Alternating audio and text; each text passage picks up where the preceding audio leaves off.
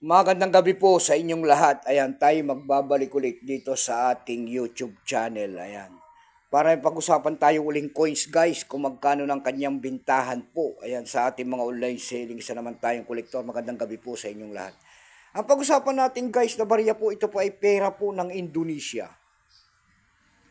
Indonesia coins. Ayan, 100 rupee po ng bansang Indonesia. Ayan. Kakatu. Ayan, kakatu ang tawag nila. Yan, ibon na yan. Nakalagay kasi kakatu. 100 rupee po, year 1999. Ayan. Ayan po ang kanyang years.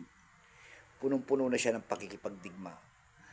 Yan, pera po ng Indonesia yan, 100 rupee. Baka mayroon kayong mga ganyan guys na mga babago niya na yung willing tayong bilhin po, mag-comment po kayo dyan.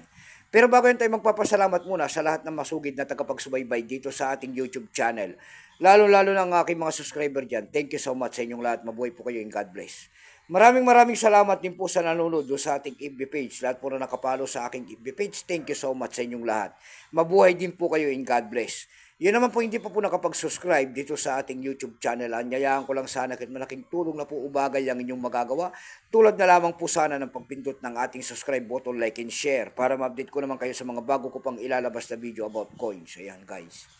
Ayan, tignan natin ito kung magkano ng bintahan guys sa ating mga online selling. Pero bago yan, kilalanin mo muna natin ang coins na yan. Issue po niyan ay Indonesia. Period po ay Republic 1950 up to date po. Type nito ay standard circulation coins. Years 1999 hanggang 2005. Value niyan 100 rupee. Currency rupee 1865 up to date po. Kung ano materialis ang ginamit sa barya na yan po ay aluminum. Kaya maselan. May bigat lamang itong 1.79 grams. May haba itong 23 mm. May kapal po naman itong 2 mm. Orientation nito ay middle alignment number M-1678. Reference number KM-61.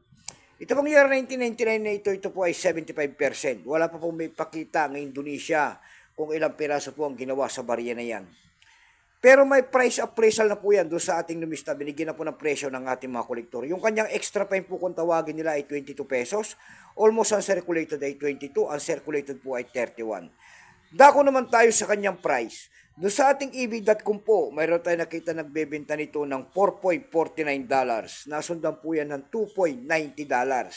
Yung pinakamababa po na bintahan doon ay $1.65. Dako tayo sa Carousel PH. Sa Carousel PH naman po, mayroon tayo nakita nagbebenta nito ng 140 pesos. Nasundan po yan ng 70 pesos.